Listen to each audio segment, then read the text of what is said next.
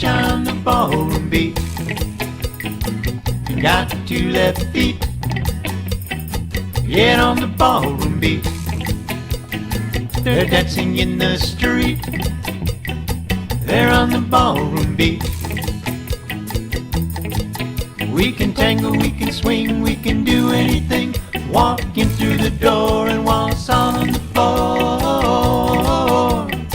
You wanna feel the heat, get on the ballroom beat. Cha-cha on the ballroom beat. Foxtrot on the ballroom beat. Salsa on the ballroom beat.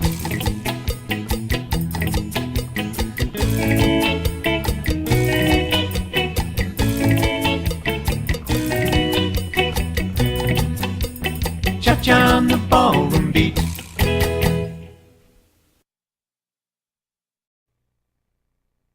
Anything goes on the ballroom beat today.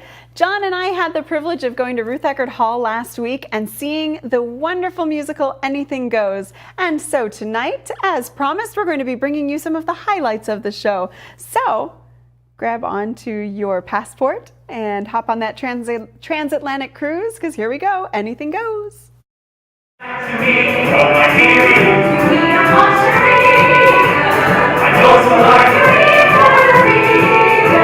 So kiss me pretty witch, dangerous or regrets, bon voyage, bon voyage.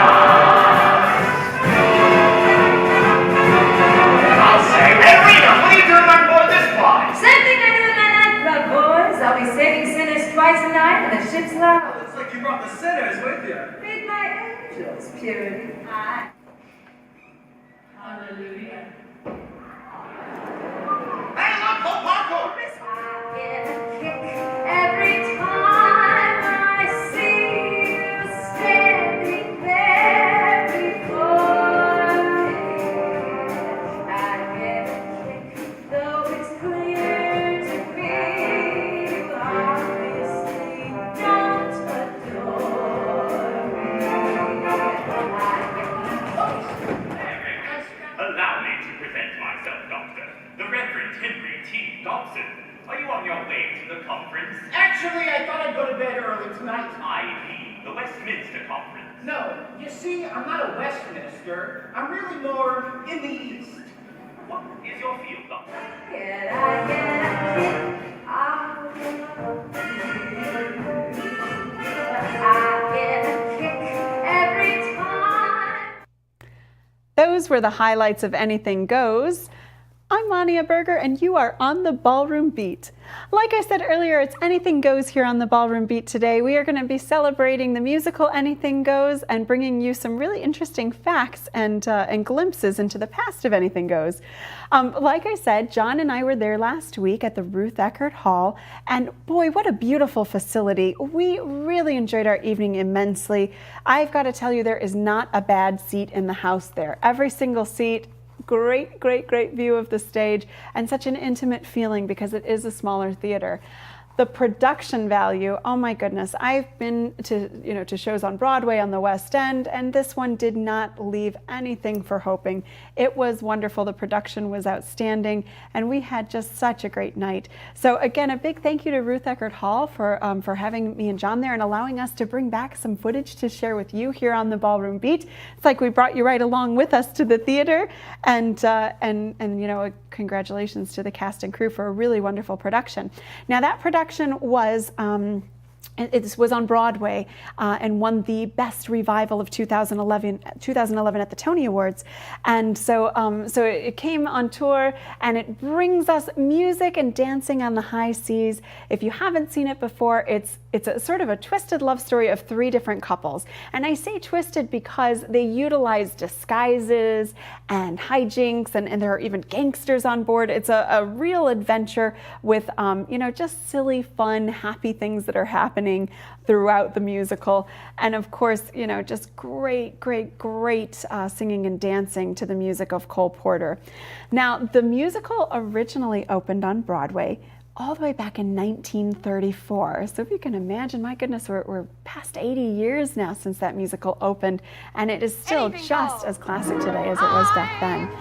Because it was something that opened in 1934, I wanted to bring back some of the original cast and crew for you, at least in their images, so that you can see how Anything Goes got its start.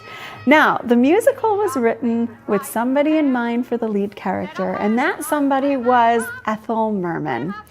In the original Broadway cast, there she is, she's adorable.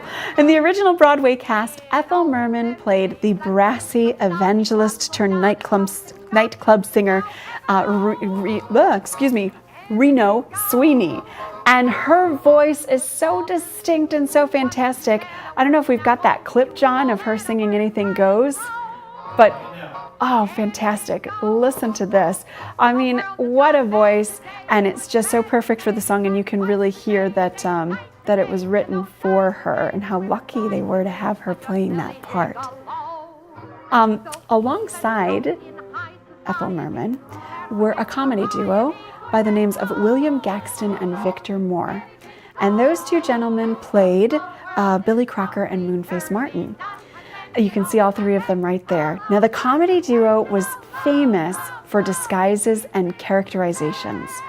And so it makes sense then that the book for Anything Goes would utilize all those different disguises. We see, they disguise themselves as sailors and ministers, and even, use a cute little dog's fur to make a beard. So it's very, very silly. It's very fun, and boy, what a neat original cast they had there, for sure. Did that song play, John? And I just couldn't hear it in here.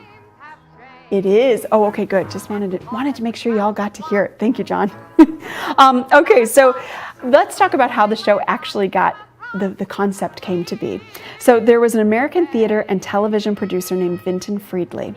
And back around, the 1930s, Vinton got into a little bit of financial trouble. And so to avoid his creditors, he went and lived aboard a boat. And so while he was on that boat, I'm sure he saw some very interesting things going on, and he thought this could make a great Broadway musical. And so he hired a phenomenal writing team, P.G. Wodehouse and Guy Bolton. And if you've never heard of P.G. Wodehouse before, you may not have seen Jeeves and Wooster, because he's very well known for that. He's also got a great canon of writing in books, and so a lot of people think of him for his books and for Jeeves and Wooster, but they don't realize that he actually did write musicals and plays and things like that too. So they wrote the book, and of course Cole Porter wrote the music and brought us some of the most classic songs to ever come off of a Broadway stage, such as You're the Top, It's DeLovely, and Anything Goes. And so that music from Cole Porter, boy, it sure does live on, and it is just really such a great treat to see live on stage, as John and I got to last week.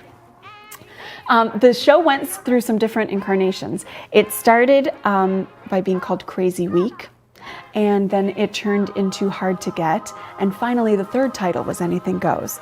Now, the reason that it was changing, or ever changing I should say, is because the actual musical itself was changed.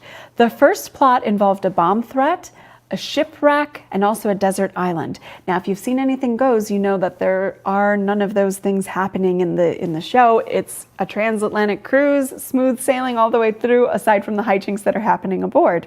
What happened was, a few weeks before the show was supposed to open on Broadway, a passenger ship called the SS Morro Castle caught fire, and 138 passengers and crew died. Of course, the production staff realized that it was in bad taste to then, a few weeks later, premiere their show that was a little too close to home, and so they decided to do a big rewrite. So the second half of the show was completely rewritten, and the end of the first half was rewritten because it was supposed to end with the shipwreck. Now, they were trying to figure it out. The shipwreck was the big ending to the first act. What can we do now? And so when they asked the producer, what do you want us to do? Where do you want this to go? He said, at this point, anything goes. And so is born the song Anything Goes, and the title of the show Anything Goes, and obviously our wonderful musical anything goes. So those are some fun little facts for you about the history of the show. Like I said, we got the chance to go and see that last week. There are still some other great shows coming to Ruth Eckerd Hall that do have dancing involved. Coming up on March 28th, Flashdance will be there. We've talked about this a few times, but definitely mark your calendar. That's just a few days away. Flashdance the musical, bringing to life What a Feelin'. And then also Move live on tour is going to be coming after that in June with Derek Hough and Julianne Hough, who of course we all know and love so well from Dancing with the Stars. So lots of great opportunities to see dancing at Ruth Eckerd Hall, and like I said, not a bad seat in the house. When we come back, we're going to talk a little bit about dance dresses. Do you perform or compete? I'm going to give you some tips on how to pick a good dress out for that perfect showcase. See you on the other side. Everyone's story is different, so why be limited to just one or two options? With Norcom's Norflex Home Loan, you're given the flexibility to tell your story. Pick your terms from 8 to 30 years, all while maintaining a low, fixed mortgage rate. You can pay off your loan more quickly or choose a term based on your budget and timeline. Whatever you do with the Norflex Home Loan, make it part of your financial plan. Norflex. Short-term, long-term, your terms. Apply online at norcommortgage.com. Beltran Dental Surgery is dedicated to providing the highest quality dental surgery. Teeth in a Day allows a patient to walk in with their old teeth, sleep under IV sedation, and walk out with a brand new smile. Unlike dentures, Teeth in a Day allows you to eat what you want and still feel like you have your own teeth. From wisdom teeth removal to implants or creating a whole new smile, call now or visit our website to learn more about our procedures. Get a brand new smile today. This is one bee that loves going to the dentist because it's made for you and me. My name is Dr. Becerra from New Tampa Pediatric Dental, providing a comfortable atmosphere in early dental care. Gives kids a great start for healthy teeth and gums for life. My middle son did not like to come to the dentist, but now he loves to come to the Beehive. You don't have to be afraid to go to the dentist. Believe me, Dr. B and his worker bees are the best. Call New Tampa Pediatric Dental today. Revolutionary in his field, Dr. Bonatti created, perfected, and patented the Bonatti spine procedures. Using his genius, Bonatti invented precise tools necessary to minimize surgery, scarring, anesthesia, and recovery. So successful are the Bonatti spine procedures, they consistently reflect over 94% patient satisfaction. 45,000 successful procedures have been performed exclusively at our location. Nearly half our patients suffer from failed back and neck surgeries at other facilities. Bonatti succeeds where others fail.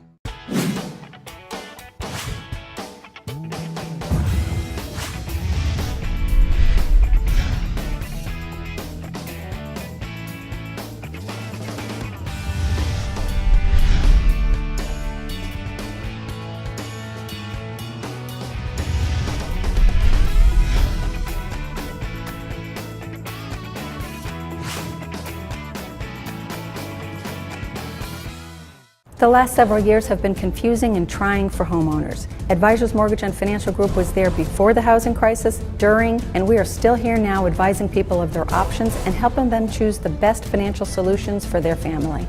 You do have options, and today's market promises lots of opportunities. We have found that there are a lot of questions out there and misinformation, and we want you to know we have answers.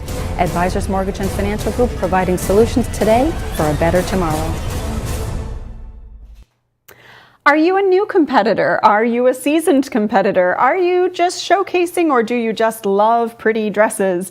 Either way, ballroom dance dresses are a really fun thing to look into, learn about, and maybe get for yourself. At Arthur Murray Palm Harbor, we are going to have Rhinestone Dress Rentals doing a trunk show at our studio this Saturday, March 28th. And so they will be with us from 10 in the morning all the way till 4 in the afternoon. So if you do want to browse dresses, take a look, or maybe even pick something out, come on over. It's going to look like Barbie's closet in the studio.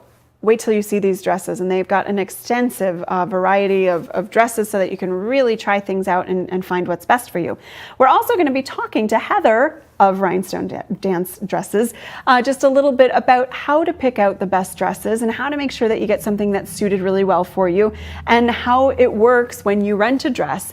Because oftentimes when we're competing, instead of buying that really expensive designer dress, we'll just do a rental. So we're going to go into that a little bit on next week's show after I get to get to do a little interview with her this Saturday.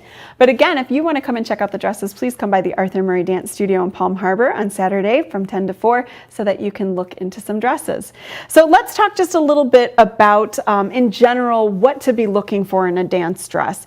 And I'm going to be talking for competitors. Again, showcase is very similar, and just to have a dress is lots of fun, but we'll talk about competitive dancing first. So let's start with Latin and rhythm dresses. I've got a couple of example dresses here that are actually from Rhinestone Dress Rentals. We're going to pull up first this cute little rhythm pink dress. As you can see, this dress is going to come above the knee, and that's really important when you're doing rhythm and Latin dancing, because there's so much knee action that is happening that you want to make sure that the judges can see. The other thing that I love about this dress is that it's got some movement to the skirt. And so when you're picking out a rhythm dress, it's so important that as you're moving, the skirt is moving too. It's enhancing your movement. That's why we would never want to wear like a little pencil skirt when we're dancing rhythm, because it's not going to accentuate the movement of the hips. It's just going to stay still. So a lot of girls love fringe and things like that because of that great movement and the way that it enhances their own movement that they're doing. Rhythm dresses and Latin dresses can kind of be interchangeable. They're not as specific as when we get into the ballroom and smooth. I've got another example here of a really cute little Latin blue dress. Again, you can see above the knee. This one's really cute because it's asymmetrical, which is fun. I love the different cuts of the material there. But again, that bottom has movement to the skirt. It allows you to have a little bit of swish and sway, and it also gives you something to hold on to so that you can do some skirt styling. And I know when I used to compete, I loved to have a skirt that I could play with and use in a flirty way. It really makes the styling so much more fun. So those are some examples of rhythm and Latin dresses. Now let's talk a little bit more about a smooth dress or a standard dress, which is your ballroom dresses. I've got a couple different ones here, and it's kind of hard to see. I think that we'll be able to see this better when we're with Heather. But this is a standard pink dress, and behind it, again, you can't really see it, there are falls. So what a fall means is that it's attached to my wrist, it's attached to my back. It's a long piece of really beautiful material that's swooping and swaying behind me. This is specifically for international standard dancing because in an international standard dance, we stay in frame. We never come out of it.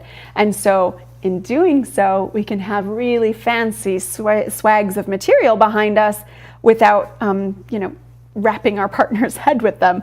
When you dance in American Smooth, you're allowed to open the frame. You're allowed to go out of that hold. And because of that, if you have falls, they can really, they can tangle you, they can tangle your partner. So when you're going to be dancing a smooth, we're going to look at this blue dress. This is a much better style for you because there are no falls to it. So there's nothing to tangle or get caught. But you'll notice that with both of them, you've got a nice long skirt, long and full.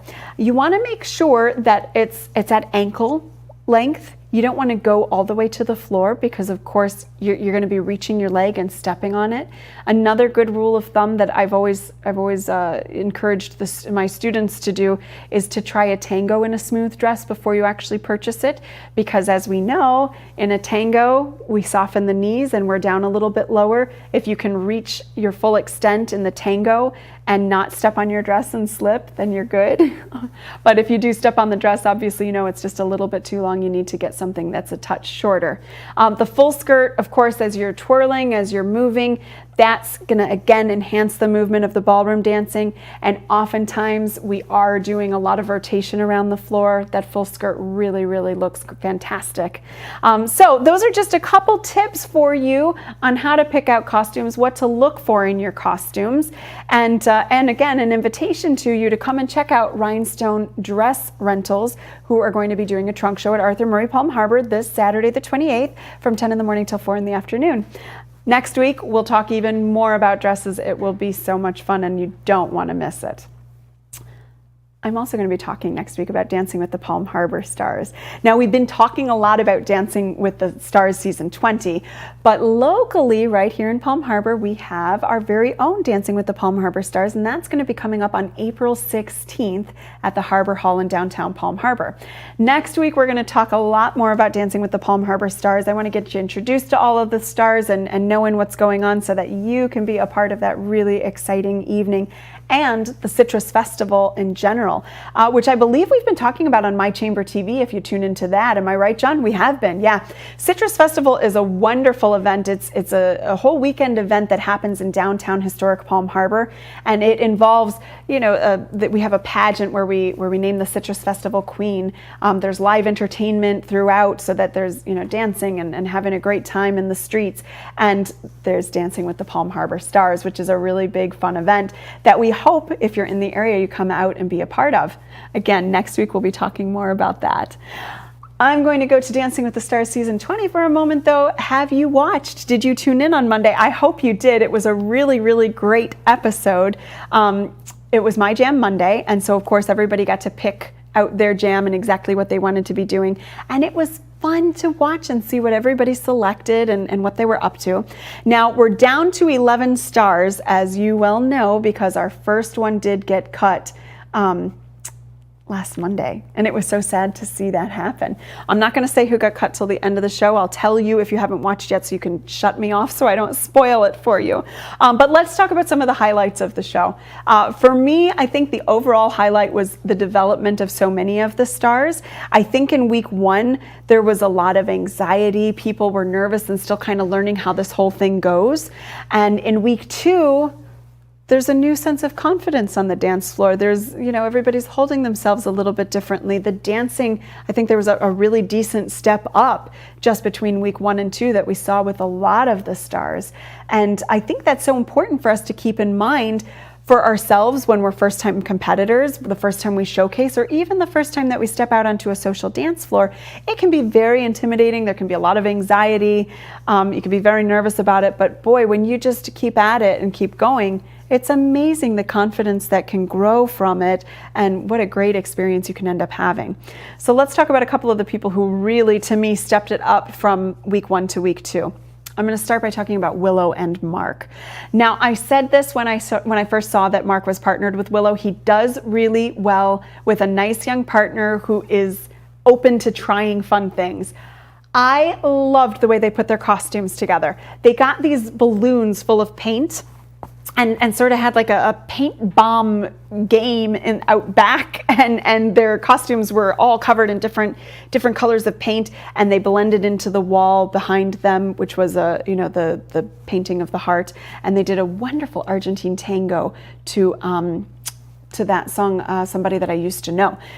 And it was really great, and I've got to say, I just saw Willow take a huge step forward, and I'm so, so proud of her. It was a beautiful Argentine tango, but what made it extra special was the confidence and the way that she carried herself and held herself. Suzanne Summers, I felt like she got a little bit more serious this week. Last week was really, it was cute, it was fun, but this week I think they upped their game a little bit, took it a step further. And I also want to give props to Red Foo. Huge jump, I thought. The first week, lots of confetti, lots of show, but not a lot of content, not a lot of dancing. And this week, I feel like he really, took the rehearsals more seriously, got into the dancing a bit more, and it was exciting to see his scores go up. I've got to talk about Nastia and Derek. Nastia and Derek and Rumor and Val, to me right now, are our front runners. And what I think is so interesting about them is that Nastia and Derek, she has unbelievable abilities. Her extension is ridiculous. Her technique is beautiful, and she's capable of doing so much that's really, really extraordinary. What she doesn't yet have is what I think Rumor has that is above everybody else, and that's sort of that chemistry and connection with the partner and sort of a maturity to the dancing. So I know that Derek can bring that out in her, and I think that as that starts to happen, they're really going to step to the front of the race, but that's got to happen first because their routine, their rumba was gorgeous, but it lacked a bit of that connection, and that's what I'm really looking forward to seeing develop. Rumor and Val, She moves with such confidence, doesn't she? I mean, she really owns the dance floor. And like I said, the chemistry, the connection with her partner is there, and she's really dancing like it's further into the competition than it really is. So proud of her for week 2. Well done, Rumor. So here's the spoiler alert. So if you haven't watched yet, if it's on your DVR, go ahead and turn me off. But if you have watched, we got to say goodbye to Red Foo, or I'm sorry, we had to say goodbye to Red Foo. And, after week 1, I was okay with that. But after week 2, I kind of felt bad about that because I really was seeing some serious development. So goodbye, Red Foo and Emma. We will miss you, and thank you so much for the first 2 weeks of dancing. It was really fun to watch you on the show. So more updates on Dancing with the Stars next week. And like I said, some serious updates on Dancing with the Palm Harbor Stars. And picking out a dance dress that will suit your needs. All happening next week on the Ballroom Beat. There's no people like show people. They smile when they are alone.